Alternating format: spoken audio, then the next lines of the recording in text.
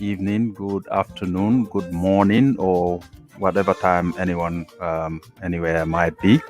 Welcome back. It's Friday. It's your usual hashtag Know Your Gambian football and footballers. So, and a free giveaway raffle so as well. Thank you very much. We are happy to have you back once again, as we always do. Assalamu alaikum baɗigol mbalɓe konton nakkotake once again. Welcome to the show. Allah juma programme o men ka kale jang about Gambian football. Hashtag Noyo Gambian football. Hashtag Noyo Gambian footballers. And in a free giveaway. So nka men kale jang every week. Inshallah bi nga mo jamala soto in the show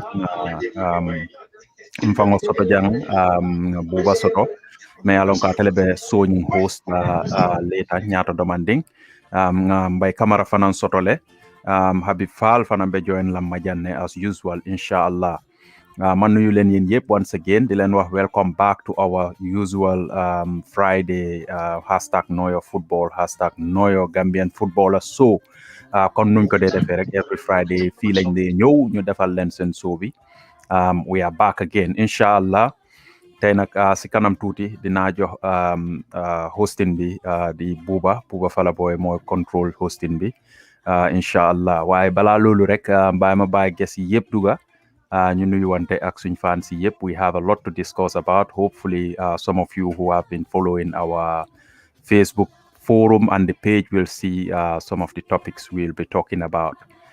Yeah, welcome everybody. Welcome by Kamara. Welcome Sanayafa. Welcome Buba.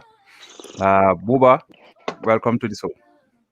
Wow, Lamin man laa dal di sant di la dal di gërëm di dal di jaajëf ñëpp ñi nga xam ne ñu ngi dal di seetaan di leen dal di ñaanal lu nga xam ne muy jaama ak lu nga xam ne muy mucc bu rafet yëpp tam di dal di nuyu tam Bay Camara ak Sana di la dal di nuyu sa boppa di dal di nuyu tam ku nga xam ne muy Moussa Fall jërëjëf. Thank you very much. Sana, welcome to the show. If I'm in Lamoer Lali and your kontong and in Jibe Lal fan sol many every Friday, buka fail. Ika how you dol bije or context la fango kan yinin ka ndungalon the same thing see fan sol kontong janin bedun na so kon. Assalamu alaikum wa rahmatullah. Mbenna fan so be konton na Gam Football Fan TV. Mbe la minute fan konton na Musa mi alon ka mandum follow. Hopefully very soon. Na brother Buba Jallow Fala Boy. And brother Mbaye Camara. Ñu naan yu ku nekk sa tur ak sa santa and soon viewers out there. Thank you very much. Mbaye, hello Mbaye, welcome to the show. Wow, jërëjëf Lamin, thank you very much. Si another platform boo xam ne rek sama platform la waaye jégal rek man maa ngi si street bi si street bi laa nekk ni ñu jégal si bu baax a baax rek. All right, it's good pour ma ñëw si programme bi comme noo ma invité rek pour ñu waxtaanee Gambian sport bu xam nañu ñun ñëpp suñu éni mooy the way forward for Gambian sport, so I'm very happy pour ma bokk si plateforme bi. Thank you very much as usual. Thank you very much to all our fans and all our followers.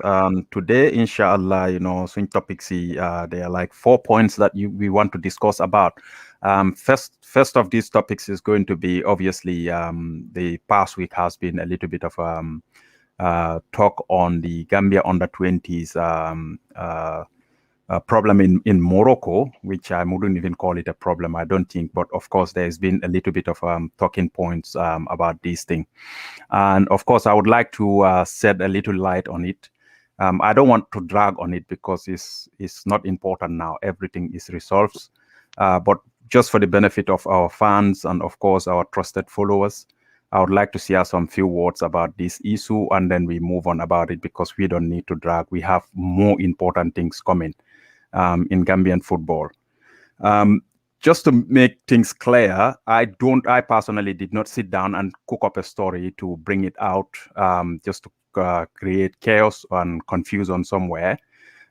It's something that is actually factual because we got evidence for the whole thing that came out from the camp and then they shared with us. They want us to share this news. And of course, many of you know how passionate I am with Gambian football, and especially for somebody who, you know, represented the Gambia. Personally, I don't hold back when it comes to people representing us in the country and giving their all to put the nation flag on top. So I feel the need. I'll come out and voice it out. Could I have done it differently? I would say maybe yes, I could do it differently, but it's not false. It's fact. It's a fact out there that I have got in my hand. So I thought, you know, I'll come and bring it out. So I don't want to drag too much on the topic because everything is resolved. But I would like to say thank you very much to all the followers and everybody who was a little concerned, thinking, oh, maybe I have done something. And of course, there was too much talk about it. No, everything was okay. I'm fine, you know, and we are moving on. Moving ahead, we just want to, you know, show the whole Gambia that we are passionate about Gambian football. We want to do everything to see Gambian sport in general get to another level, but that doesn't mean we have any personal agenda. Personally, I have no personal agenda against anybody who is helping to develop our Gambian football. Nkamen fonun drong walem kaitan din na fan sol la ko diamond ngomen soto tanong about under 20 la ko ndala news nyim break. Yes, ndala break. Bari ma break ko kama pur kananang ka confusion o natin na football o kono o maybe na football development o kono. News le me alon ka futatan tol male andu moma okay mfango man singa news nyen kokop nkomata okay mbat nga yen kije pour ka nyo diamo nati nang Gambia la football o kono no nga kije le pour you know mol men ye wurang itatang represent, you know, it need fenne la pour mol ya fintindi pour la situation be men kono no ngay change. So I just thought, you know, mbo news nyen fintindi la nan, you know, and evidence all lemit la fangol ya dinna so nga share. So that's all. But it kwenye resolved tale and moving ahead, you know, we don't want to drag on anything me along ka confusion on Atlanta football or konole or na sport nyol konole. But thank you ala baraka back menu be, you know, feel the concern about the whole thing. It's nothing among ku majority anyway. Nsi da water drong o quarter then nga try nga dun so nyen kono.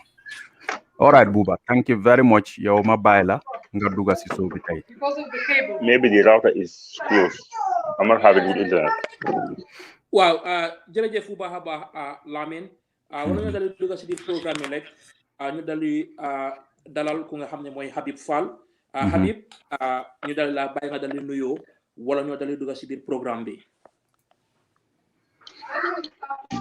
No.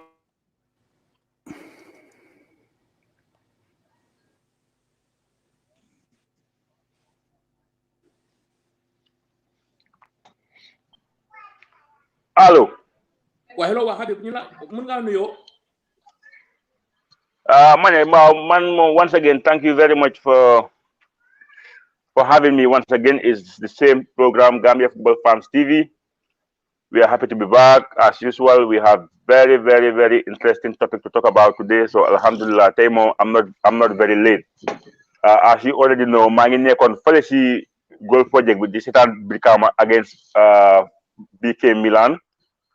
Half time la fa joge while on my way back Brahma actually gis na ne Brikama was scoring 2 goals, so it was 2-0 while how man naka la jehe. At the same time Hawks win na Gamtel 1-0 at Basuri. By how much details because tay dama fa gawa joge, so how much dal in comme ñana score ak yoy nonu. While Brikama ñu nam lead BK Milan 2 goals to 0 around the 70 something minutes while how man non la jehe. So anyway, once again tay mom sun boss Buba Jallow tay he's the anchor. Well, hello Mbay ma bayla leg nga dal duga gis na gene nga lu nga xamne moy flyers support the Scorpion fu nekk ni bes ba nga dal di jot ci ñaar fukki fan ak juroom lan moy important pour maaji Gambia ak Angola ñepp war ci dal di jappa ñepp war ci dal di yek ñepp war ci dal di push Mbay Camara. Waaw jërëjëf Habib Buba, thank you very much Buba. Foog naa ne game bi suñ game la ñun ñëpp as a nation because duñ ko bàyyi rek si responsible of the government or the Gambia Football Federation, so ñu nit foog naa ne am nañ si wàlla bu mag bu nga xam ne war nañu mën a play suñ quota.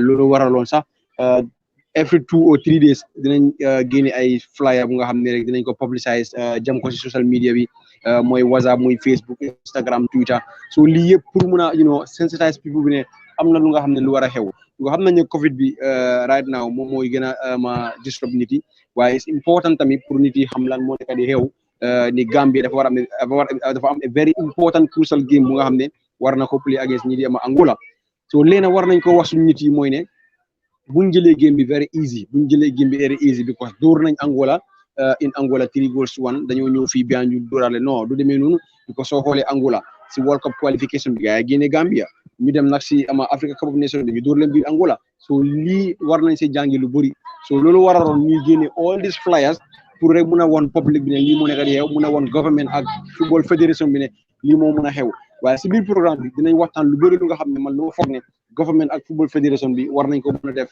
si this common game diggante Gambie ak ñi di Angola boo fele boy waaw Sana ñu dal di gis ne ni ko Mbay waxee rek affaire coronavirus bi dali naa tax dina dali teel lu nga xam ne mooy xel foog na ne tam Tom Saintfiet su amee players yu dal di yootu yëpp ndax tam dafa nekk different formation so ne Assane Touré Cissé ñëwutoon woon ñoom seulement mënut a dal di play wante fu mu nekk nii am na 50-man squad naka da nga dal di jàngatee squad list bi nga xam ne mooy Tom Saintfiet lu mu dal di publish. waaw jërëjëf Buuba si sa laajte bu am solo boobu noonu foog naa first of all bu ma déggee 50-man list bi I was like wow 50 players. I was unable to digest it because for man, at this standard, to me, 50 players is it's huge. It's a huge amount of players to deal with. But also, Bamako, look at it technically. I came to an understanding. Conclusion up till now, maybe he's not a little bit sure of certain players.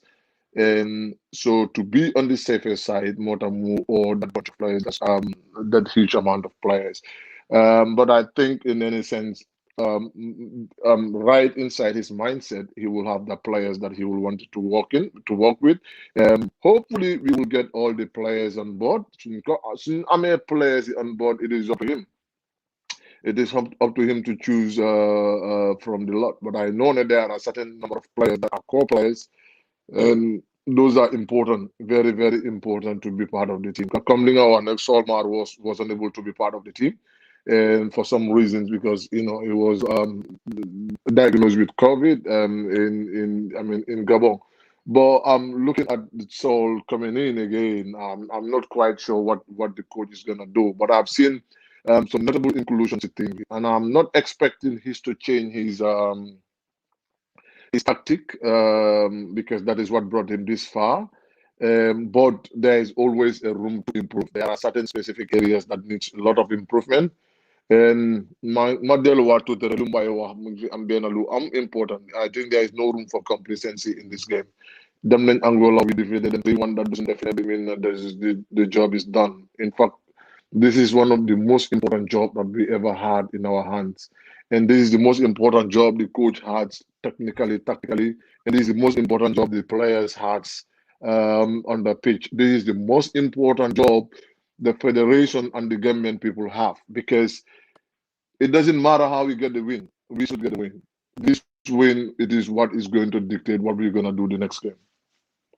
Habib, gis nañ ne Angola dina dal di ñëw biir Gambia su bàyyee ko loolu Gambia dalee dem fu nga xam ne mooy DR Congo bu coach bi génnee lu nga xam ne mooy listam bi like am na yenn place yu nga xam ne ñu ngi form gis nañ Steve Traoré Kona back to back goal si diggante boobu na fu mu nekk nii ñun tam bëgg nañoo dal di bokka si ñu nga xam ne ñooy Mauritania si Madagascar si dikka yu bari pour dal di nekk dem seen jëlbante ne African Cup of Nations na diggante bi dafa nekk lu nga xam ne mooy président dal di nekk muy players yi muy coach bi.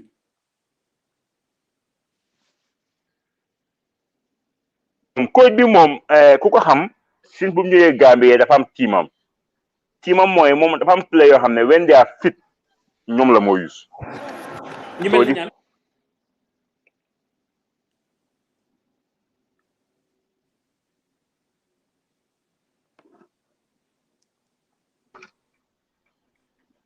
allo bu wee yaa ma dégg waaw mun nga continuer. allo. waaw mun nga continuer.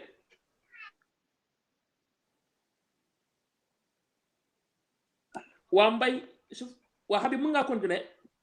waaw ma ne basically coach bi moom dafa am team right. dafa am players yoo xam ne di moom fit ñoom la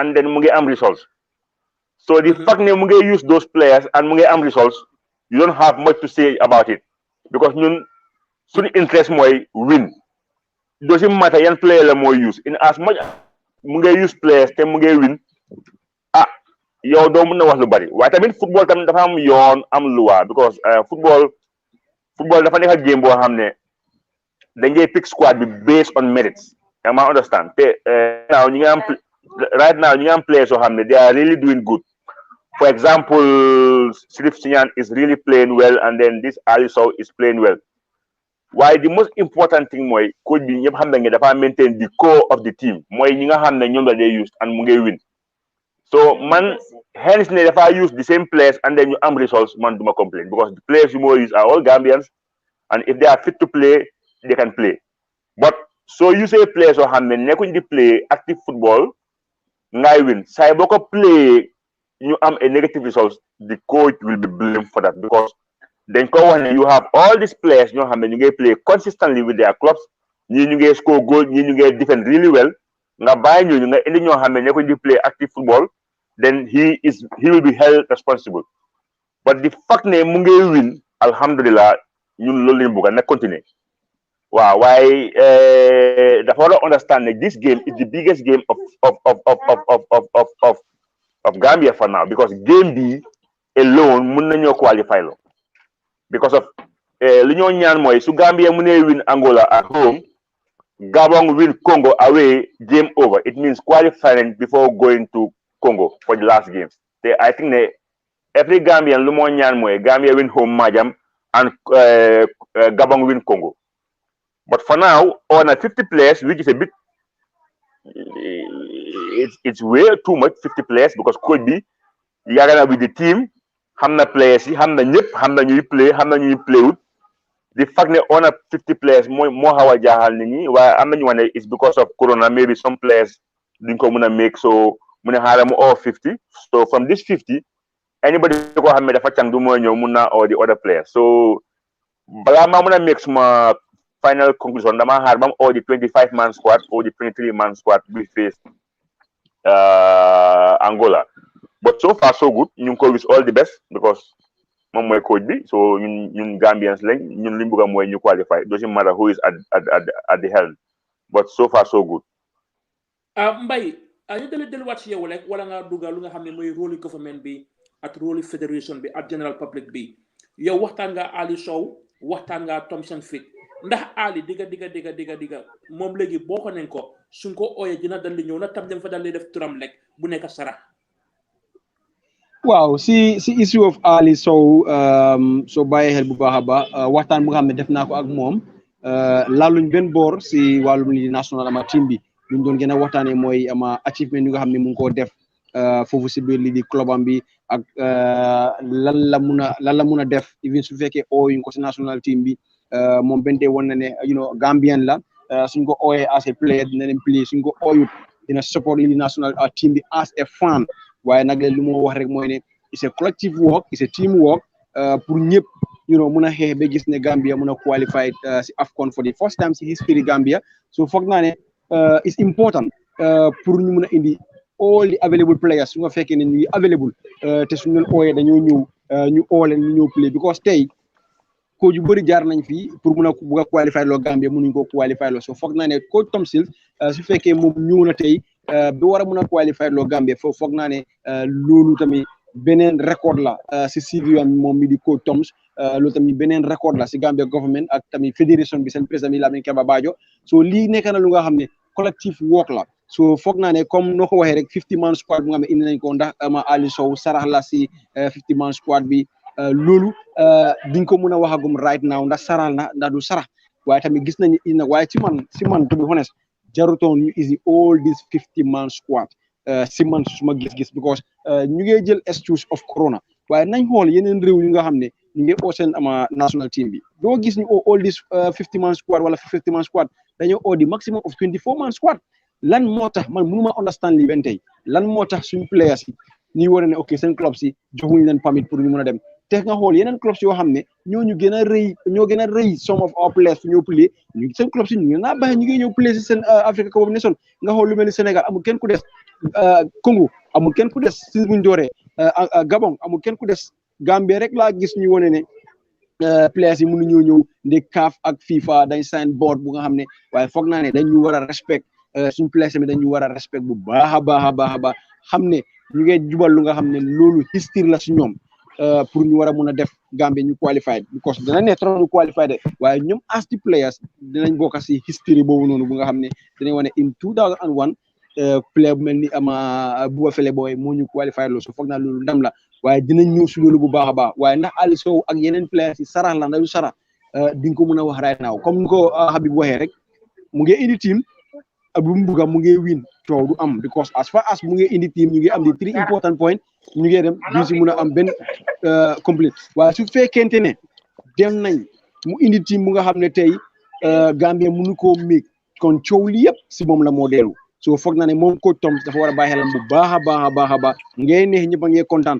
waaye na xela tamit kenn ñaanu ko yàlla kenn ñaanu ko waaye tamit fu mu jaar ñu solaale su fekkee ne dem na ci other direction moom mooy jël di blame waaw sana ngebula doron janin ka muru Habib ning mun ke dambay ngebula doron ka nga jele ko Thompson fit anata ka 50-man squad to kile Angola ye 30-man squad to le fintini comme ni mbaya fa nyame to doron ite jun tom la ning 50-man squad yaje nyaade le because nga jele ko Ibrahima Soxna bi jele Pa Modou Diagne bi jele sañ fana mistake ko mun ke danum komanto nung amang Sirif Siñaan kuma ni nung amang Ali Sow kuma ni nga wol be fana je dun je bare fana nga dindin dol fana je mi yalla ko wala keta nung Alfousseni Diatta Alassana Diatta Aliou Fadera aning Mamadou Bojang ñim play sol be fana ay dablo di je wol kono ñim tom na 50-man squad ya je ñaadi le ahead of Gambia ning Angola and ahead of Gambia ning DR Congo well buba baraka bake but na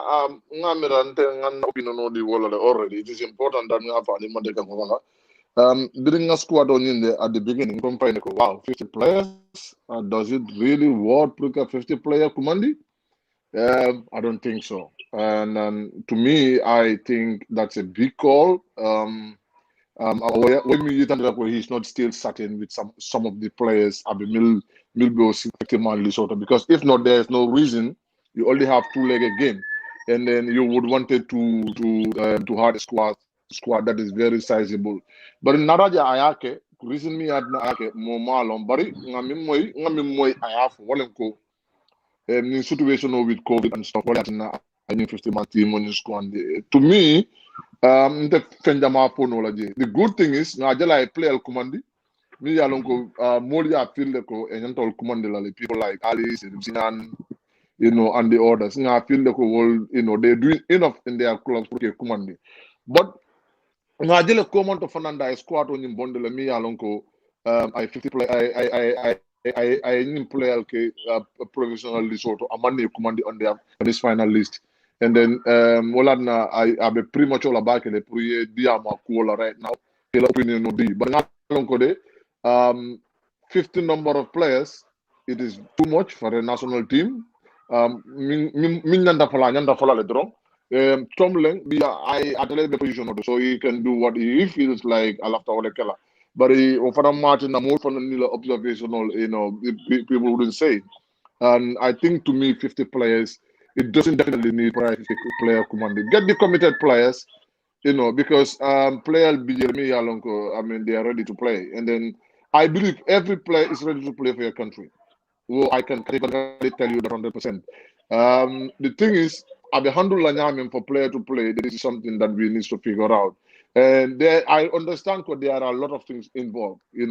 Clubs are involved, the federation is involved, and then there are a lot of key players. But hey, this is a national team we're talking about.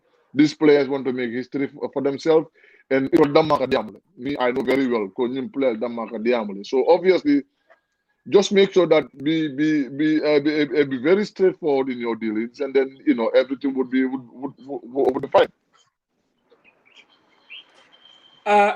mbokk bi léegi di leen daal di bàttal li nga xam ne mooy gam foot da ngeen nekk di daal di seetaan di leen daal di sant di leen daal di gërëm wala ñoo dem si next tomba bi gis nañ ne ku nga xam ne mooy lieutenant Abi Jabi moom dañ daal di jox lu nga xam ne mooy FIFA baajam bi si atu 2021 ñu ngi ko si daal di sant di ko daal di ñaanal tam yàlla dafa la ko fa tam jaama mbay gis nga ne taxawaay jigéen si football yi Gambia ñuy nekk lu nga xam ne mooy referees ñuy play under 20 ba ku nga xam ne mooy Abi Jabi moom am na lu nga xam ne mooy bàccam pour bu tam bu daal di continuer lu nga xam ne mooy liggéeyam loo def jàngate loolu gannaaw bu nga xam ne ñu ngi daal di celebrate on International Women's Day.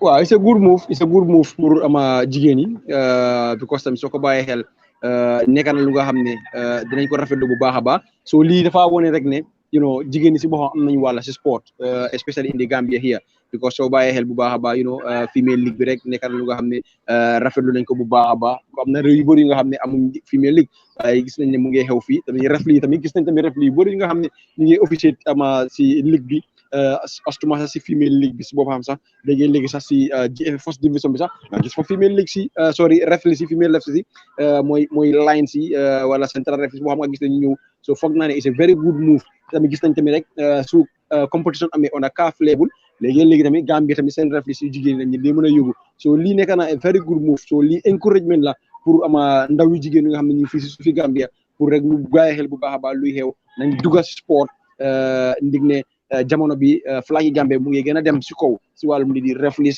si wàllum li di football ak si mépp aada bu nga xam ne si wàllum li di tàggat yaram rek mu ngi dem si kanam so foog naa ne dinañ ko ñaanal bu baax a baax a baax mu gën a am moo baaji nga xam ne dina ko gën a mën a dimbale ama si carrière Habib Women's League bi dina dal di start first division bi tànneen fu nga xam ne mooy Q City waaw tànneen fu nga xam ne mooy Q City tànneen fu nga xam ne mooy Kitty mooy Superstar seen field bi tànneen tam fu nga xam ne mooy Jara Soma ndax noonu duggee woon si first division góor bi ak jigéen yi na noonu tam den bëgg noonu tam noo dal di duggee comme ne yow noo duggee nu mbay duggee noonu la ko dal di xumboy woon ñu gis fans yi tam na yàkkamti boobu tam na vibe boobu tam moo dal di nekk si niki léegi tam ñu dal di welcome lu nga xam ne mooy women's football 2021 season bi. alhamdulilah ñun moom suñ plateforme bi nii dafa nekk plateforme boo xam ne is for everybody ñun we are into sports and Gambian football in general so amuñ benn décision boo xam ne dañ war a bias when it comes to women football the fact that they are playing football they will be talked about likewise the men. We will try to watch as much as games we can, and then we will also talk about women's football. It's about just they needed a little bit more support from government and from the FF. You just need more support. So they encourage more jigéen ñu ñëw into playing football. But this platform, Gambia Football Fans Forum, is for everybody. So we will do our utmost to give them the platform pour ñu mën a am that visibility.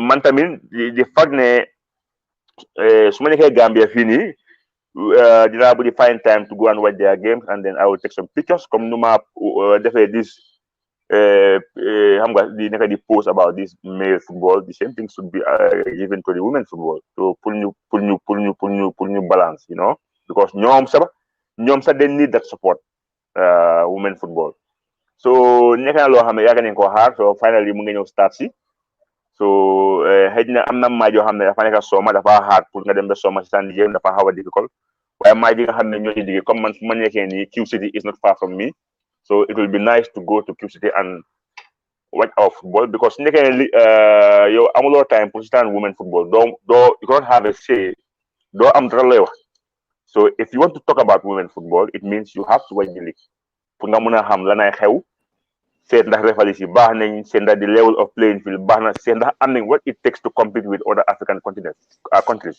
to do that you have to be at the field to watch them so nañ try mbay dinaa ko ñaax mbay Camara moom it dinaa ko ñaax moom tamit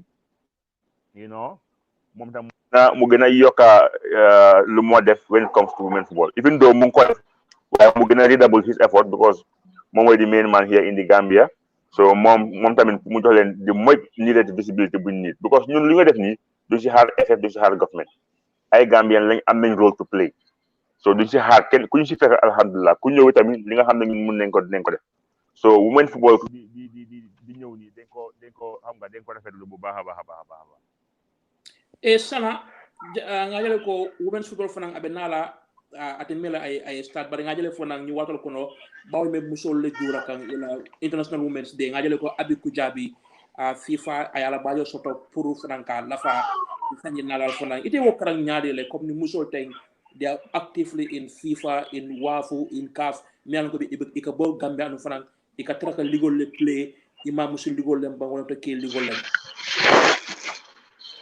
Yeah, Buba, Abaraka Bake. I think that's a very, very welcoming news because a lot of people that are involved in women football they don't really know when is the women football coming back. But it is great that the federation was able to broke deals and with private owned pitches for women football nafe. On that note, we will say well done to them. I know it's very hard, especially at a time where we not challenge sort of football pitch la Carola. Ngajale na main ground told Camille use now.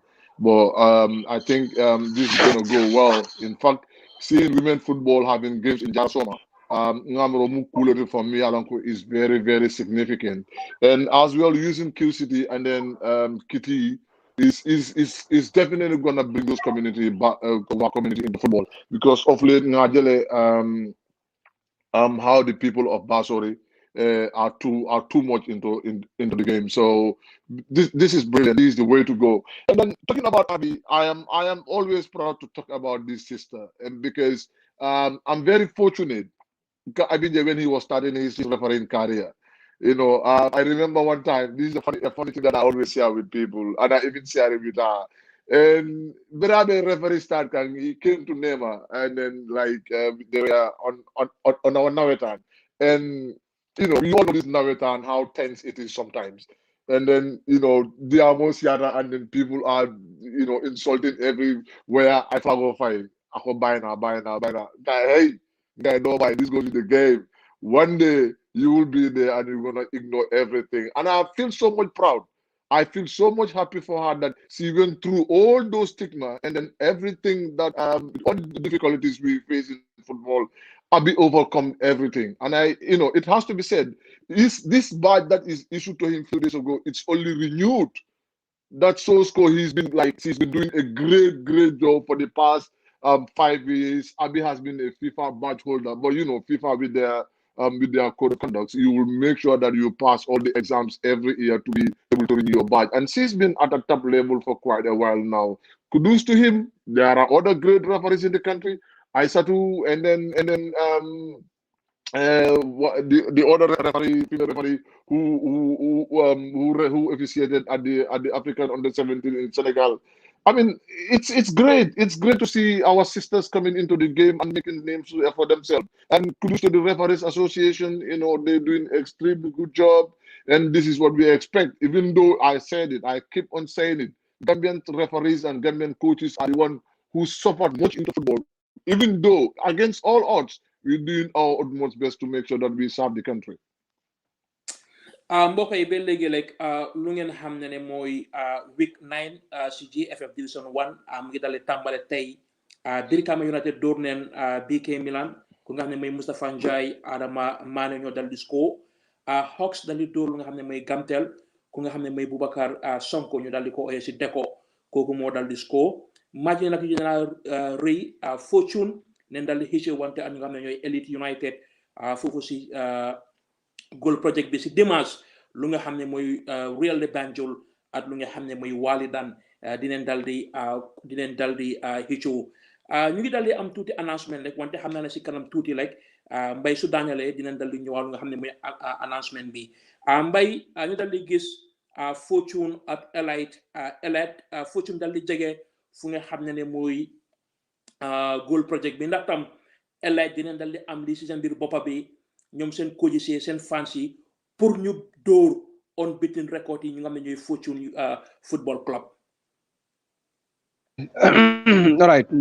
Thank you very much, Buba. Very important question. A very important question. Because tey soo ko xoolee team bu nekk mu ngi ut man maa yaaxa record yi Fortune so Fortune tamit ñu ngi xeeb bu baax a baax pour gis leen dinañ mën a extend record bi unbeaten record bi dañ ko mën a gën a yaatal si ligue bi so foog naa ne Fortune right now amul dara lu ñu war a def suñu congratulation bu baax a baax because nga xool leen fu ñu toll nii unbeaten ben tey ñu def tremendous achievement boo xam ne ñu ngi ko def si ligue bi di xee because kenn boorewut la woon si Fortune si ligue bi right now because time bii nii xamoon nañ ne either is Brikama United or Graf or is Real de Banjul Football Club or is Hawks or other teams waaye ñu gis ne Fortune ñoo fa toog you know the week 9 ñu ngi top league league bi so foog naa ne we have to congratulate them seen coach bi ak Jane Diouf ben tey ñu congratulate because dina mérite trop game bi dina nekk ay very difficult game for both teams because soo xoolee tamit Elite to be honest they are among the finest club fii si biir réew mi xam nañu ñu ngi bay si second division bi egg si force division bi waaye it's going to be a very tough game pour ñi di Fortune waaye tamit rek ne you know xëy na favoris na dem si Fortune waaye don't underrate Elite mun nañoo surprise ñi di Fortune comme tomorrow foofu si biir li di goal project bi lii moo waral sax ñu tànn match boobu noonu pour war ko stream live mooy Elite ak ñi di Fortune dina nekk live on East Hona Sport then the other big game mooy Real de Banjul ak ñi di Walidan Football Club the most successful club in the country mooy Walidan recently xam nañ ne you know ñu ngi am difficulties because that position nekkul position yi Walidan Football Club what is the problem they have to sit and discuss with it is it coach issue la or is it player issue la waaye Walidan fu nekk nii war nañu mun a toog xool lan mooy problème yi Walidan because league bi xaarul leen fa après you know so xoolee teams yi ni ñoo play you know none of them want to go down so Walidan things are gonna am more difficult on them and to be honest with you they have another difficult task to do on Sunday because Real de Banjul Football Club to be honest with you after send that poor form jëlaat nañ doole jëlaat na doole because gis nañ ne winning 2 back to back and you know they are favorites tamit pour war a win ñi Walidan with the arrival of Kajali ak yeneen players yu nga xam ne ñu ngi woon si under 20 bi foofu si biir di Mutani 2 games very important match to watch. et Musa lu nga xam ne mooy derby du dee dal di am lu nga xam ne mooy forme mun naa am Walidan fii dañoo dal di jógee bil seen forme dalay dem 5 games unbeaten Real dal di dalal Walidan bil Basori like derby atmosphere bi you know lu nga xam ne mooy jamono OB mooy jamono Real bu gaa doon nekkoon Lancaster mooy jamono Real bu gaa doon dal di solo fu nga xam ne mooy Bakaw like match bi dimanche you know ñëpp dal di jublu fu nga xam ne mooy Basori ndax Real derby match danga ko faa dal di am na tam dafa nekk walk over si kaw lu nga xam ne mooy Walidan Real dal di door Walidan si ay 4-0 wala si 5-0 ndax 0-0 result da nga dal di expectam dafa nekk loo xam ne every game su game amee that is what we call dañ lay predict on paper game dañ ko dee predict on paper mooy balaa game bi di daaw dañoo xool two teams seen recent form ñu ne ok based on their recent form this team moo gën a taxaw because moom moo nekk win the other team is struggling but in a derby game most of the time ku gën a pare moo dee win derby ku gën a pare moo dee win waaye down the years players yi dañ desee xam the significance of Real de Banjul versus Walidan because léegi da nga gis player boo xam ne dafa ñëw Walidan au Real mu am fa 1 or 2 seasons mu def most of the time players yi nga xam ne dañ nga yàgg si club bi ñoo dee xam the significance of the derby right now fancy Walidan yi or fancy Real yoo xam ne they've been with the club for many years ñooñu nu njee amee tension ak nu njee amee emotion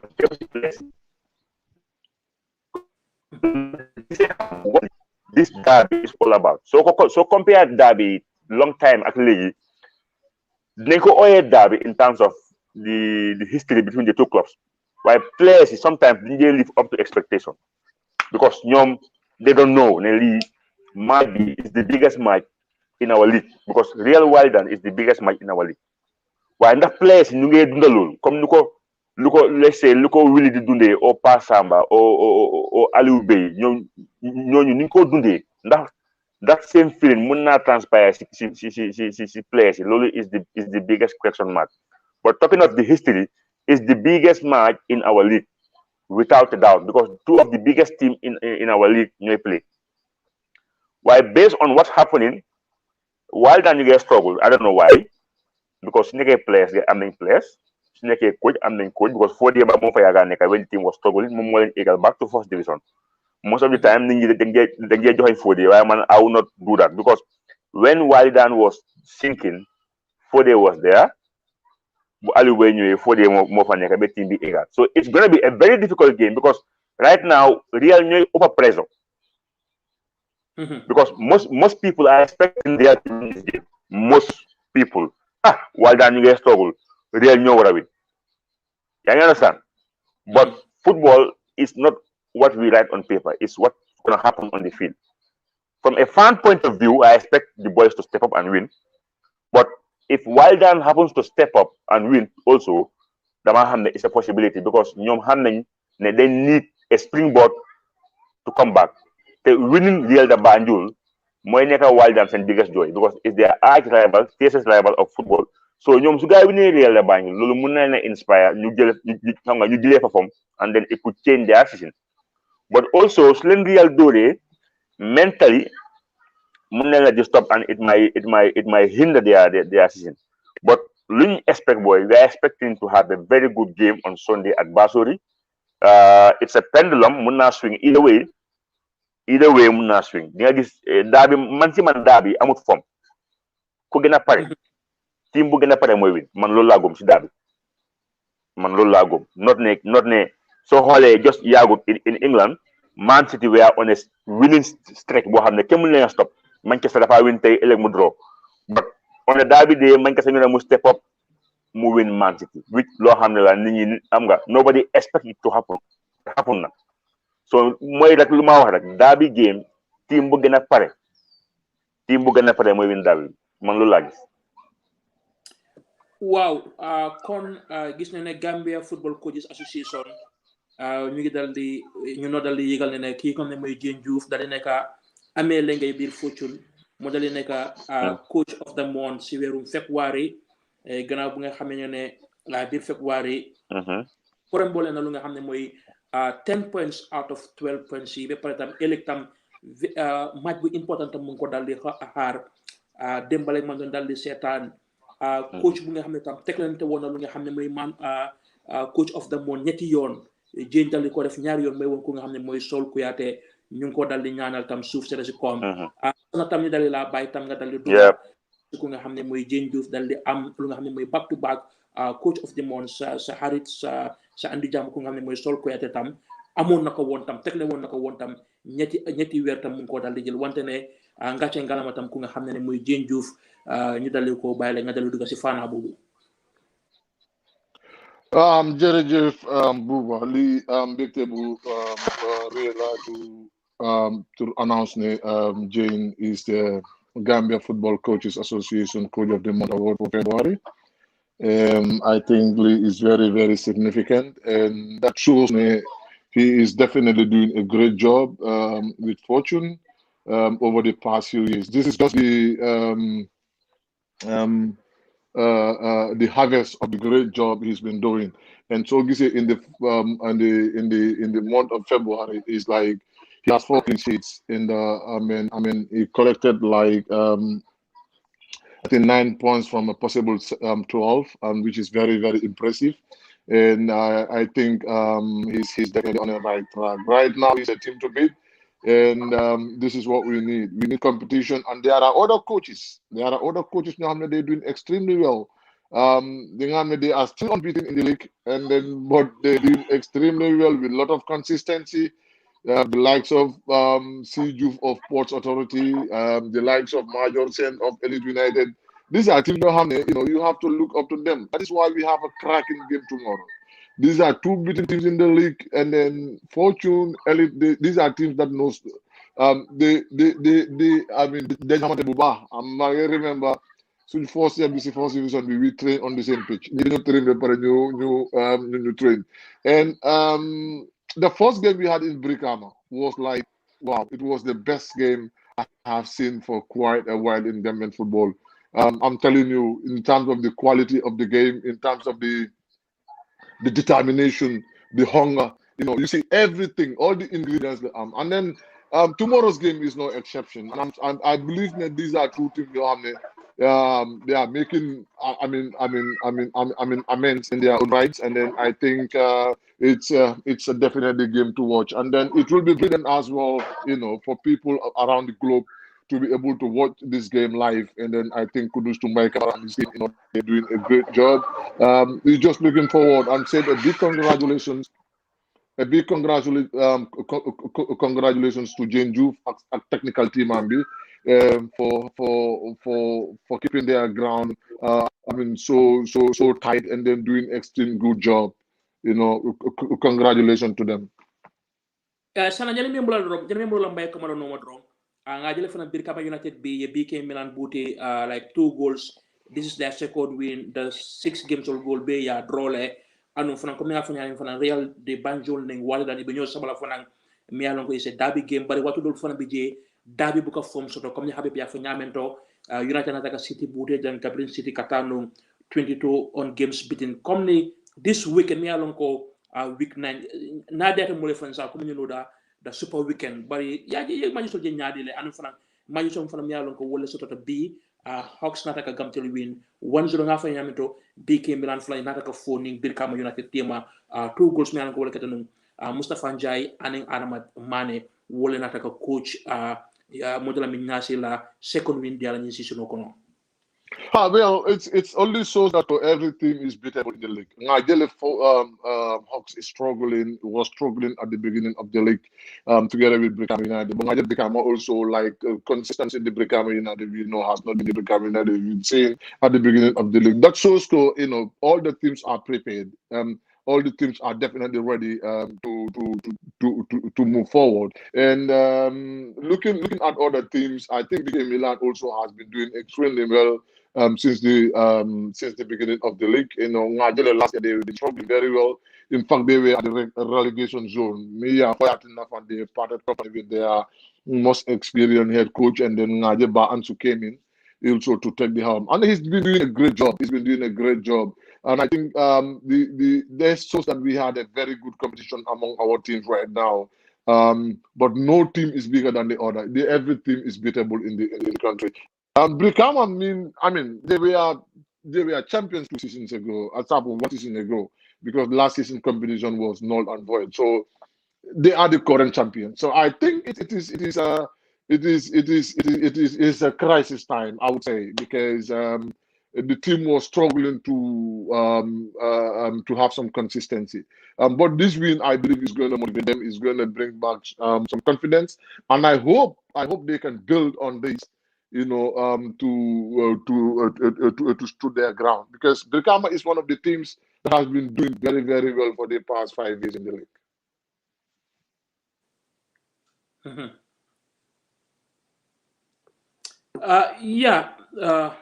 Sana. And Buba, one thing also we got to acknowledge, and I think it is something that we just got to acknowledge. Thank you very much, Assis, for reminding me, because it was something that I was gonna come in. And Daudaba, we've seen players, Gambian professionals playing Europe, and then near a time bang they stayed in Europe and they never come back. We've seen Daudaba came back to the country, went back to his boyhood club, and then he's been doing an extremely good job. And this has to be said. Daudaba is I think he's a UFIB license holder who could sit in Finland and enjoy all the luxury he has in Finland. But he said, no, you know what? I got to go back and then try to give back to my boyhood club. Me, Heinz Long, everybody knows him of being like playing for Hawks all his life. And then going back to Hawks, giving back the experience he has in Europe to the team, I'm not surprised that Hawks has started doing well. And I knew since he came back to the Gambia, he's been working with the team, he's been working with the technical team. That's what we need. We needed our players who has played their team in Europe to come back, and try to give back. And this could signal an exodus of some of the players that are not having clubs in Europe. They can go back. They can go back home and play in the league because we will have the same competition. And this is going to address the issue of no players no having clubs and then call in the national team. Because if they play in the league and they are called by the Hawaii coach, fair enough. They've got the experience. They've got the quality to be there. But then the only thing we're crying for is they don't have competitions. And I think well done to Daudaba, kudos to everybody that is behind it. This is what we need. Mbay Camara londi bi su dal di jote su sobe yàlla dina dalé des fukki fan pour ñu dalé jonk wante ñu nga xamné ñoy Angola ndax londi bi ñu leen dal di gis place di dal di check in ko ci di dal di check in waxon nga ci sa analysis bi demba role government bi xamné ne Kaba mu ngi Morocco xamné ne président Adama Barrow dafa dal di tukki like ak lu nga xamné moy ambiance bi no flag yi dal di tasaro ñi ngi di sol seen jaasi bi like fay daanale sa kàddu bi Mbay yaa ngi amoon ité bu baax trop pour wax affaire yi game bi rôle government bi rôle jekkali ko Mbay. waaw it's important pour ñu mën a motiver players yi because soo gisee ñu wax ko Gambia dafa nekk réew mu nga xam ne always dañ dee wane ne ok player bi dafa war a proud out of 1.7 million population ñu tànnal la si nga war a player réewi Gambia loolu rek ama pride la pour yow pride la pour moom. waaye ñun ñuy wax ñi yëpp dafa am fu ñoo liggéey si réew mi waaye su weer dee dañoo fay xaalis liggéey léegi ñu motiver ñu si boo xam pour ñu gën a mën a def extra job si liggéey bu ñoo def so foog naa ne tamit looloo tax dimba ñu wax si lu mel noonu ne government ak Gambia Football Federation dafa am lu nga xam ne man su suma gis-gis dañ ko war a teg si table bi wala leen ne come on lii taarik la war a nekk si réewi Gambia because mosu ñoo egga si state bi ba ñu wax ne Gambia su winee second to last majam mun naa qualifié lan la war a mën a tax ne mënuñoo jël xaalis bu tagu teg ko si taabu bi ne each player lii mooy sa xaalis su fekkee ne Gambia dóor nañ ñi di Angola fii Banjul bi teg nañ lii ak lii ak lii you know lii dafa motiver ni di players yooyu nga xam ne ñooy ñëw pour player national team bi nangu nañ ne ñu ngi fay ko xaalis waaye player yooyu ñu ngi fay ko xaalis loolu dañ ko liggéey outside waaye su ñëwee si réew mi tamit dañ leen war a teral bu baax a baax because tey soo bàyyee xel lu mel ni Gabon tey amul lu seen ministre bi waxul amul lu seen ministre bi tegul si table bi pour ñu win that important game seen diggante ak ñi di Congo so ñun foog na ne ñun dañu war a jël that opportunity because Congo ak Gabon nañ def everything possible pour dóor ñi di ama Congo fii boobu Gabon so ñu nit nañ motiver suñu players yi nangu naa ne ñu ngi def yu ndaw waaye nañ gën a yokka because am na information ne président bi moom dafa jël liif loolu dina ko fekk Mankamakunda so dina midi trop te loolu dëgg la war a bàyyee ko Mankamakunda you know ak that convoy du bëri ñëw seetaan training ground wala seetaan lii di match waaye according to luñ jot si suuf mooy dina am a very important person ku nga xam ne dina seetaan si lii di match bi dina am a very important person si government bi dina ñëw seetaan lii di training ground lii di boy si so loolu jot naa information boobu noonu te foog naa ne lu yàggul rek incha allah dinaa waxtaan ak ministre bi one-on-one interview ak ministre bi lii yëpp nekk na lu nga xam ne duñu war waxtaan ak ministre bi la fan lañ toll tamit pour private jet bu nga xam ne kiite woon nañ ko lii di players yi last time fan lañ toll si loolu yëpp nekk na sign of motivation su ko players yi gisee even COVID-19 bi ñoo wax nii sax dafa tax yeneen clubs yi dañ ease pressure bi si seen players yi because ñii de charter flight la ñoo demee kon amul gunoo woori waaw soo bëggee dugal si commercial flight ñu bokk ak yeneen nit passager so foofu nag clubs yi dañoo bañ war nañu ne come on loolu duñ jël risque boobu noonu because match dafa jeex ngeen jël ñu baax si player bi waaye gis nañ Gambia against Gabon mbir lu government defoon so ñu ngi am yaakaar tamit ne loolu dina xewaat si Gambia against ñii di ama Angola Gambia against ñii di Congo so lii moo tax ñu bëggoon a waxtaan ama fédération bi nañ teg xaalis because nga xool bu wala Sénégal seen under 17 bu ñu dem si compétition moom dañ ko cancel under 17 bi dañ teg xaalis bu wetal ñu ne da ngeen qualifié pour tournament bi jël leen lii ngeen yóbbu ko seen first match soo leen ko winee lii moo leen a xaar lan la tax ñu mënuñ koo def first time ñu war a qualifié pour AFCON so foog naa ne lii ñun yëpp suñu waxtaanee dañ ko war a wax ba government bi dégg ko ne dañ war a teg dara si table bi nekkul rek ne ñoo leen ñu play match bonus mu ngi am waaye after match bonus bi dafa am leneen lu ñu war a teg si table bi because lii is a must win game for Gambia. waaw Mbay su ma dalee déggoo comme ni léegi ñu xool si gannaaw under 20 bi ñëwoon nañ si talaata bi mun naa am Kaba dafa tukki mu ngi dalee dem Morocco Bakary Badji mu ngi bisi wante ne war a ñoo fàtte after under 20 bi like mban ndampaay dañ leen dal di war a jox yëg neen ne nag ne bu gaa ñëwee dañ leen nangu seen track suit si loolu moom ñu ngi koo dal di ñaawlu xamum how authentic is the story wante léegi nii wala ñoo dal di fàtte gaay parce que ne léegi nii maaji Gambia ak Angola su ñëwee ñu bëri ñoo fàtte under 20 bi wala ñu fàtte under 20 bi lan leen war a dal di d'accord Marcel Mendy wane ne fi dañ dal leen jox ay ndampaay nañ leen dal di teral dugal si loolu rek wala nga noonu dal di rëcc Mbay Camara. waaw loolu foog naa lu war a am la te foog naa ne government xëy na dinañ ko def because gisoon nañ under 20 bi bu ñu jógee ko Sénégal waxoon nañu président bi du def dara government duñ def dara waaye di end of the day jël na $2 million yi jox ko li ndaw yi so foog naa ne tamit nañ xaaragum tuuti xool fan la moo toll waaye gis nañ lu mel ni Ghana lu mel ni Uganda ñoom def nañ ko lu mu gën a gaawee so foog naa tamit jeexe président bi nekku town mu ngi génn na his excellence tamit xam nañ ne dafa tukki woon ñu wagut ndaw yi ñëpp si nañ waaye lii yëpp nekk na lu nga xam ne nañ ko bàyyi xel bu baax a baax mun na am dinañ ko ami because foog moo ndax nañ war a mun a bàyyee ndaw yi noonu ñu dem waaye tamit ne it's as much as dañ war a motiver tamit waaye tamit rek ndaw yi dañ leen war a mun a tamit di leen bàyyi xel bu baax a baax because buba waruñu di rey catégorie yi Gambie bàyyi ko xel bu baax a baax bàyyi leen xel boobu bu baax a baax a baax si ñan si under 20 bu passé wale lañ gis mu pénétrer fenn daf ko war a bàyyi xel bu baax because tey ndaw bi am nañu very collective football so foog naa ne war nañu naa mën a grow up together puus leen ñoo xam ne am nañ age bi ñu puus leen si under 24 bi because xam nañu ñoom tam ñu ngi war a am tournament in September nañ leen puus from the 24 ñu puus leen si national team waaye nekku ne ñoo nañ tournament rek ñu bàyyi leen rek jeex na ñu jëlaat ñeneen ñu so foog naa ne loolu du ñu dimbale so it's as much as ñu ngi wax nañ leen motiver jox leen xaalis waaye tamit nañ wax tamit ne dañu war a regroup these players di leen push to the national level.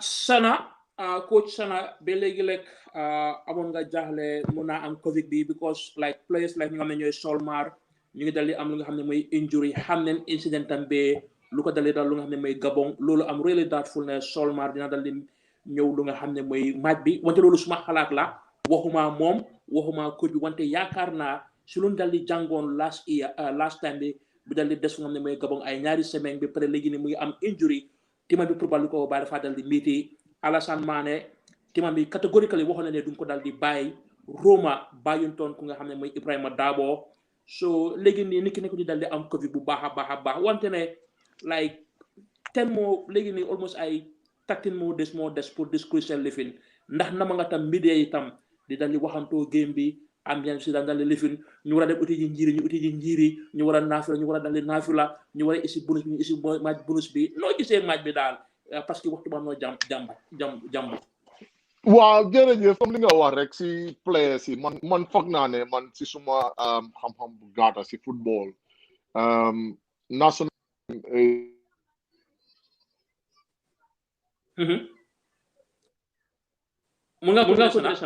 commitment and I think mënuñoo dispute ne duñ dispute ne players yi are well committed to the national cause because mënuma remember benn player bi ngay mu war a ñëwut I think ne liñ dee jàppantel mooy ndax club bi na ko bàyyi ndax club bi du ko bàyyi I think that is something why coming to this issue of player club relation players I think that has to do with our communication or the players communication with his club am na yenn club yi dinañ reluctant pour bàyyi seen players yi why I believe ne if the player made it very right to the club anytime my national team calls me to go and represent my country, there is no way of turning my back on my country. Because ñoom si li si ñoo play seen players yi duñ ban duñ ñemee wax ne duñ dem play si seen national team bi. So why are our players being denied of coming putting place in Becca? It's something that needs to be looked into. I think there is something is not adding up. Something is not adding up on that one because there are rules set by FIFA, on players you know you get place in national team, you also national team. I think some would better release them 10 days or 12 days prior to the game, but how many COVID there are a lot of restrictions, and I don't think the Lua Bobunono is still out. I have tried to make a research on it. I know the clubs they had right over players that they feel that their health is not guaranteed. I know that very well, but we have to make sure that we guarantee the health of our players. If any federation can't guarantee the health of their players, the safety of their players, to and fro, come Limbaiwa, creating chartered flight for them to go and play games, I don't think their clubs will deny them of coming. These are things you have to buy. They're gonna a lot of things about it, and I don't sometimes want to talk about it, but I know that the only thing clubs need with their players is they need assurance because they are spending a lot of money on those players and their insurance and health. So obviously, those players, if they have to go out on a national duty, they have to be guaranteed that they know these players, this is what we're going to do for X, Y, and Z. People that are into football knows what I'm talking about. Maybe I still stand to be corrected. But I don't think any team, if the federation guaranteed the health and safety of our players in all aspects, you tick all the boxes, but do the clubs required of their players, I don't think no player would deny of going to bring a place in the national team.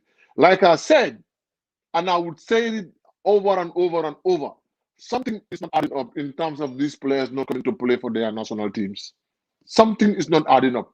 Either the federation did not meet the required protocols, or the player is playing a double standard of not wanting to come and play for the country, because that is the only way that the club I cannot come. A player, he cannot come for this. We are not allowing him to come. They will not come out to say, player be said X, Y, and Z. Okay, and I don't think they will come out and say something else. But the federation, I know that there are protocols that you got to observe. Either you don't meet the protocols, or the player and the team are playing a double standard. If not, I think there's no reason for us not to be allowing our players to come and play for the national team. This has to be said. And it's very clear that there's no gisuma 400 ban pour players new. I mean, I don't think so. So I mean, it's just double standard, either in one way or the other. Double standard move. And I'm still trying to understand that. Come issue Solmar Dingawani. Solmar, we all know what happened, and it's something that shouldn't happen. We talked about it, and then it is cleared. But I hope Sol would make his club to understand, hey, my national team is my national team. We want to make history for ourselves. Because players swing them a qualified team to the AFCON. How many players do you think they could gain a lucrative contract from this AFCON? So it's a win-win situation for the players and the national team. So all the players in now open new place in Gambia, they wanted to come and make history for themselves. They wanted to come and make history for themselves. So it is something that needs to be looked into properly. I think too much to my own halal now. Something is not adding up. Wow, jërëjëf Sana ñu dal di jotoon ne jàngat ne invitation yi eggoon na si places yu nga xam ne mooy on the 5th ba pare tam like fédération bi léegi am nañ special page Facebook ak Twitter ak Instagram ñu dal di ko jàppalal su lu nga xam ne mooy Scorpion si injury bu dal di daloon ku nga xam ne mooy Dawda Bah injury boobu la Hamza Barry dal di am maa ngi ñaan lu nga xam ne mooy réewi Gambia bi muy nguur bi muy fédération bi muy ministre bi tam ñu dal di gestu ku nga xam ne mooy Hamza mu ngi Gambia woon ñu dem dal di ko nuyu ñuy bind affaire am pour ñu xam ne tam at least jox nañ ko support bu dal di fàtte ku nga xam ne mooy Hamza Barry ñun ñu nga xam ne ñooy fàtte tam ñu dal di ko ñaanal tam bu dal di dëgër bu dal di ñëwaat player lu nga xam ne mooy Rudy parce que nekk na player bu nga xam ne like miss nañ ko trop wante na tam léegi ñun suñu warugal la muy government bi muy fédération bi muy ministre bi tam ak muy fans tam ñu ko dal di ñaanal kon Habib ñu dal di tëjee si yow gisoon neen Wally Fofana mu ngi dal di warm up ñoom Kajali Dramé ñëw si neen ñoom Habib Mendy dellu si waat neen Tidiane Mar man doon dal di am moom interview mu ngi dal di look forward pour match bi diggante Elite ak ñi nga xam ne mooy Fortune under 20 bi tam dellu si waat neen bëgg na ñoo dal di wone waa seen team si gis nañ ñi nga xam ne mooy Falcons FC like play bu nekk yaa ngi dal di teruwaat sa team wala team bu nekk yaa ngi dal di teruwaat sa players naka dal di jàngiwaatee under 20 bi tam ñu dal di ñib si waat ñu bari am nañ offers wala am nañ tuuti discussion ak tuuti agents wante léegi li dina am solo mooy ne dellu si waat neen pour ñu dal di play fu nga xam ne mooy week 9 dal di bàyyi ko si lu nga xam ne mooy si bench bi Habib nga dal di tëjee foofu. dama ko rafetlu waaye balaa maa dugg foofu rek dama ñam tuuti si lu Sana dama wax. mooy about this foreign players yi nga xam ne yaa ngi di Europe ba sa carrière mu ngi jëse nga ñëw back to Gambia ñëw play loolu dañ ko rafetlu. I understand. Dawda Bah Bosam, I was there. I was lucky to be there. I watched the game. Dawda Bah played really well. Pass na fa pass correct. Yoo xam ne di nga xam ne kii xëy na léegi dafa gis age waaye the guy can still ball. Dawda Bah is a baller. teg si tamit soo xoolee Fortune am na ñaari player yoo xam ne yëpp nekkoon nañ professionals and they are back di Gambia loolu ma laa wax ne soo demee ba nekk pro ba sa carrière di you can come back home xam nga dimbale sa boyhood club ba pare nga jël sa experience xam nga you can pass your experience to the younger players te muy loo xam ne dañ ko rafetlu talking about the under 20 tey I was lucky maa ngi woon si game bi gis naa Wally Fofana Wally is back Habibou Mendy is back comme ni nga ko waxee this under 20 players coming back to the domestic league dafa jox league bi hype because am na Ghanaians yoo xam ne xamuñu woon sa players yi nii xamuñu woon kan mooy Wally Fofana xamuñu woon kan mooy Lama so because of they were out there and you perform really well léegi loolu dafa yokk the audience at the games dañ am nit most Ghanaians are coming to watch either Wally Fofana or Lama or Habibou Mendy or Major or the name goes on so ñoom coming back to the league dafa jox suñu league bi hype which is very very very positive so xoolee match yi tey bi Wally moo warm up yëpp a ngi yuuxu because he did really well Habibou Mendy the same thing bu moo warm up it was fantastic suba tam the same thing Sunday ñu ngi expect to see I'm not too sure but maybe you might see Kajali and this Modou Mane so da ngaa gis ne it's a very very very very positive thing ne léegi Gambians ñu ngi start di bugg seen league ñu ngi follow the players on social media léegi every game bu ma dem su game bi jeexee da ngaa gis fans yi di jël selfie with the players loolu is something very positive game bu jeex fans yi dañoo invade field bi dem choose their players you like jël a picture of them di ko post on social media or WhatsApp which is something loo xam ne ñu ngi ko rafetlu so to make things short dafa mel ni suñu ligue bi mu ngi dem on the right direction in terms of let's say for example ñoom Mbay dafa ñëw cover a league game so nu Mbay di cover league game bi people all over the world ñu ngi constant right now Gambians ñu ngi start di xam players yi by name soo ñëwee si game bi nga gis ne kii mooy kii so ñun ñi nga xam ne we are lucky enough to be at the games ñu ngi ko rafetlu so this under 20 coming back to the league dafa hype league bi dafa over hype league bi suba we expect to see 2 players from Fortune playing elite I don't know fale ñu ngi am Lama ñu ngi am Aliou Bari so it's gonna be a very very good encounter definitely this boy is coming back to our league ñun dañ ko rafetlu bu baax a baax tamit buba ma wala luy ne sa xol bi Aziz Scott declare na ne he is ready to come back to play Real de Banjul so and I'm sorry you guys are yeah he just wrote it down he said he's ready to come back to play Real de waxone su ñëwee maa ngi ko dencal number 17 am bi bul dem poste de Aziz bul dem poste de boo xam naa ne fis mun na koo jéem a call pour jéem koo nangu soo ñëwee the only team you have to play for is Real de Banjul sa number 17 bang fa kenn du ko laal waaw boobu moom Gambia loolu it's a breaking news the one and only Aziz score is coming back to Gambia so make sure nga ñëw nga play ñu second round bi waaw ñu win league bi that's a breaking news out there ma dale la sant di la dal di gërëm rek di la sant di la dal di gërëm si sa waxtu fay daanele sa kaddu wala ñoo dal tàggatoo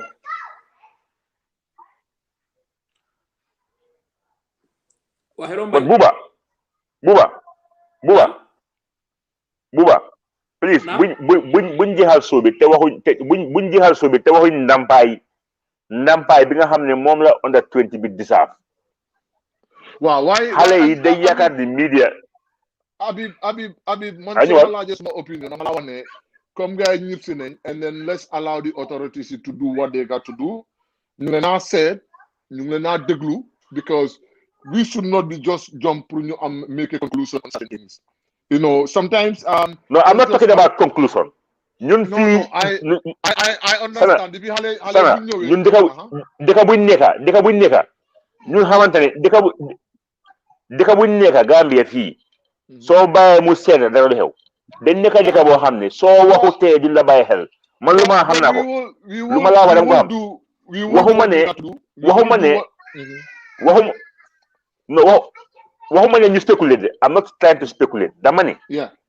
nañu wax li nga xam ne moom la xale yi. I'm not trying to say nañ am 200 or 500 waxuma loolu. lu ma la wax mooy Ndoye seen ñëw bi dafa sedda guddi lañ ñëw dara xewut nuñ ñëwee it's really calm te they are champions so ñi nga xam ne ñu nekk si media bi dañu war a waxtaan seen affaire because defuñu lu ndaw. No, the bottom line. buñ mel ni dara xewut.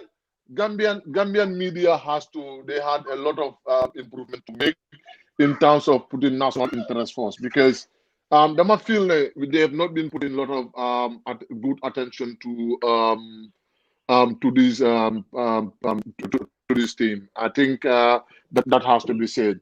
GRTS did extremely well. They were in Mauritania, and I think QTV Tamit Newfoundland they did extremely well. But where are the other sport journalists in the country? Where are the other sport journalists in the country? These are the people they don't follow these players week in, week out.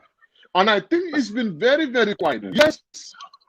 Yes, under 20% because it's in the bit of a seda.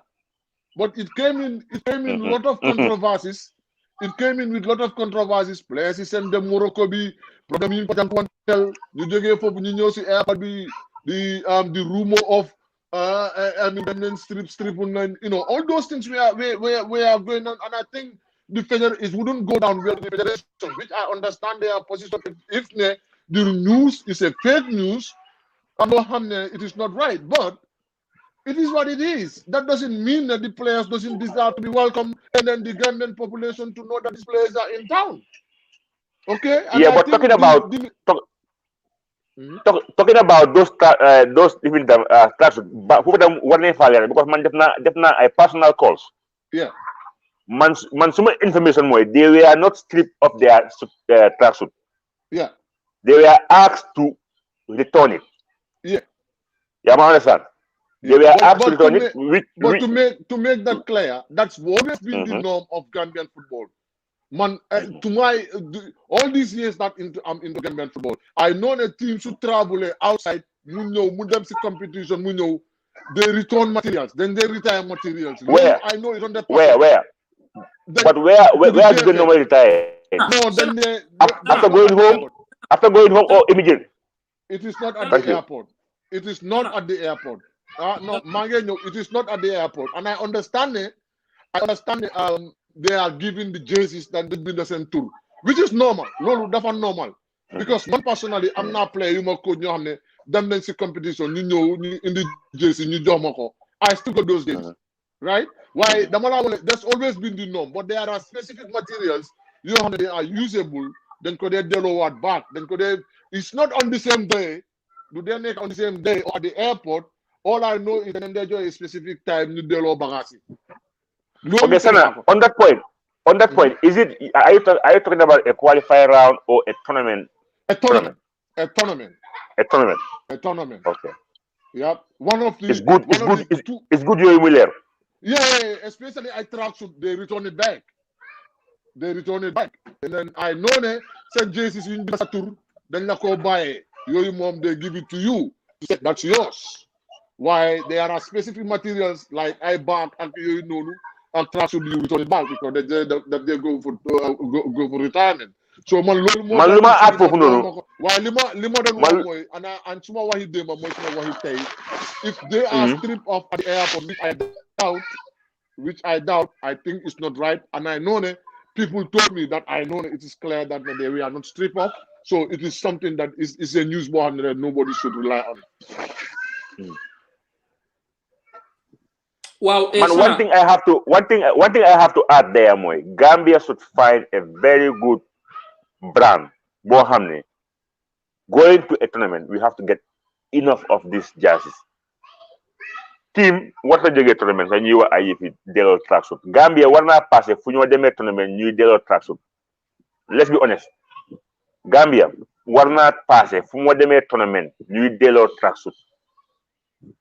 Boy, learn my tracksuit.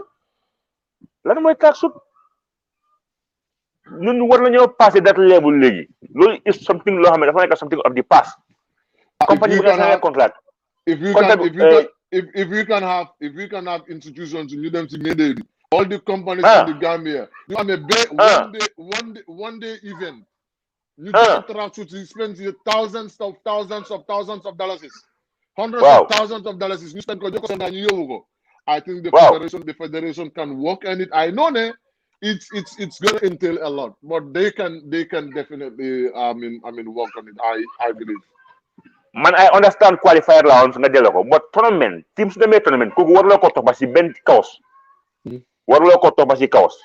Si tracksuit, si jaasi, mboolem num demee dang ko war la baye. Because tournament nekkul li happen every month. It's once in a while. So what's the point? Yeah. What's the point? Anyway, yeah, but lu leer moy they were not stripped at this airport. Yeah. Wow, man, luñ ma wax moy they were asked to, which some of them feel that they have to go home first. Yeah, I understand. Why they were not stripped at the airport. Lolu happened. Man, luñ ma wax moy they were asked to return it. Okay. Wa Habib. Buba. Wa legi ni duñ dal def dara lek lu duñu dal fi emal lu nga xamne moy programme bi duñ dal def dara be jox len lu nga xamne moy ndig dajé wonte bu len dal di fatale ko Gambia Coaches Association vote xamne moy Jane Diouf dal di win lu nga xamne moy coach of the month weerum February bi tam te presentation bu nañ ko dal di defé goal project bi just before kick off bi digante Fortune ak lu nga xamne moy Elite be pretam ku nga xamne amna lu nga xamne moy lancé kon ma bàyyi la rek sa final cadeau rek parce que waxtu bi daf ñu dal di dab sa final cadeau ñu dal di tagato waaw lu ma la mooy ndax dafa yaa mo waxoon ne mën naa am ñu def raffle about you were supposed to ask one question. Then ko def next week. Next week, Well, next week you say di leen bind question bi so ñu post ko next week mun na am Tuesday wala Wednesday. Wow, fu nekk nii alhamdulillah it was a fantastic store. Nit ñi yëpp a ngi follow nit ñi dañ bëgg a xam di hard facts. Gambian si den tay si di dégg second hand info.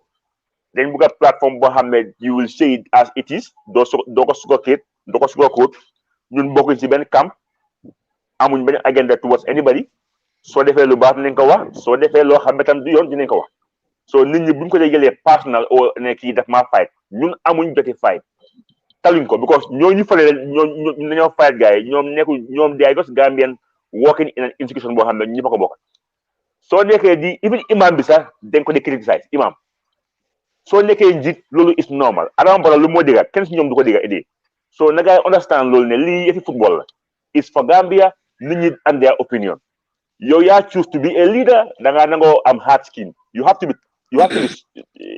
your skin have to be really really thick skin it's normal man ñun moom this platform we don't have personal agenda with anybody we will say it as it is criticize and praise you know that's how it goes so tomorrow comme ni nga ko waxee Jane Diouf win a back-to-back coach of the month so nañ ko award his certificate ak prize and before the kickoff at the goal project between Elite and Fortune. It's going to be a good game. We expect it to be a good game because both teams then they roll the ball on the ground. You know, so alhamdulillah. Jërëjëf Sana. waaw Buuba jërëjëf ñu ngi rafetlu dégluwaay bi yëpp ak ñu follow show. Thank you Aziz. ñu ngi gërëm Aziz tamit he's been a keen follower of the show and I think ñu ngi leen a jox dig daje rek ba next Friday inshallah. waaye li ma ci neex rek mooy Aziz ko dafa def a very famous news loolu breaking news la if Dawda can do it for Hawks Aziz Scott can do it better man loolu la am pour wax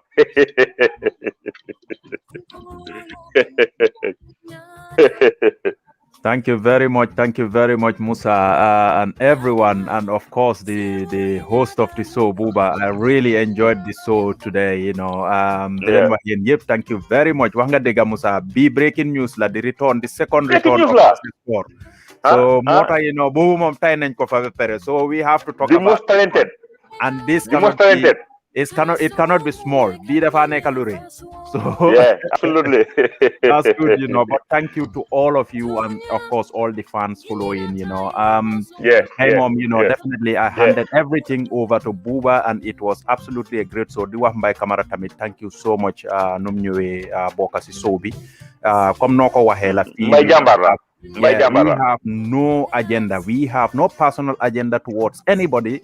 by ñun suñ main objective rek mooy you know Gambia football to move to the next level te leena tamit ñu leeral ko you know ñun ku sol vesi Gambia before fekkee wuñ boobu noonu waaye léegi luñ fekkee ku sol vesi Gambia is like a soldier representing the Gambia in the battlefield ñun tamit ñi nga xam ne you know ñun nga represent we will stand for you at all level mun nañ koo def nag fu mu mun a nekk you know waaye nañ understand wante ne you know lii you know it's nothing personal it's person ba pare you know we just want to represent our nation that's the most important thing su la nit demale you know on the pitch dañ dee am ay criticism you know Gambia lañ dee gis léegi si stadium bi boys yi ñaaka sax nit yi ñu ngi leen a saagandey you know it's very hard that's not done so that mindset have to change somebody who is representing you at that level mu ngay jël lu nekk stick bu nekk the only time they enjoy with you mooy su win amee la ñu bëri they you know support guys so if they go out they deserve every single thing te ñuñ mën a àndal rek communicate to them make them as important as President Adama Barrow or any other person who is at the top level because they represent our country that's the most important lu ma bëgg a add foofu mooy one thing I wanted to add lu ma bëgg a add mooy platform bi anybody or any institution boo xam ne da nga fi dégg loo xam ne da nga feel ne dafa need clarification you are highly welcome to come and do that suñ fi waxee loo xam ne da nga feel ne it's not true or amut or dañ la misquote the platform is all yours absolutely just make a phone call to anybody among us and you are here absolutely come and clarify by yourself from the horse's mouth so because we are all human beings sometimes we might make a mistake or xam nga mën nañu wax loo xam ne xëy na ni nga ko waxee demeewut noonu yow bi nga xam ne you have the li nga xam ne moo gën a leer just come on board and say it you know absolutely you know ala baraka baake fansol men so anyway timo be baraka Musa Fall it's almost timis in the Gambia. That's fine, Musa. Thank you so much. Man tamit fii laa ko tëjee rek. Mbafula fansol be ala baraka once again for following us again. Coming ka fa nyame man personal agenda soto against anybody. Nyim platform mo pour Gambia football ol te aninka Gambia football lal represent. It can get a little bit too passionate at sometimes, but the fact is that you know mangani ya jaw soto moye me alon ko be represent kan ne no so nkana nyomuta enemy ti ku jama lebi je men ku mayata men yalon ko lafta ke tambindi Gambia football kon especially in game all men kana me yalon Gambia is going to the African Cup of Nations inshallah for the first time me qualified and nsiwo ke no nyaadi le fombe kafu nyoma you know nga nyola viewpoints solta maybe na kolbe difano la or maybe sometimes nga kolke nyaado nyama barin sa ke no le in a different way barama mira ko you know nga ngani jawle soto moy so mbafulal be ala baraka kotake once again inshallah for next Friday mbe murla na janna kotake ngana rafulo kaliye nkakata on the 25th la nyameng mbatra la ka Gambia la all game all bondi nang me alon ko nga victory soto jele inshallah at least nga mol dundi in the spirits of the game ala baraka baake thank you very much alnal badi mal Lamin Barrow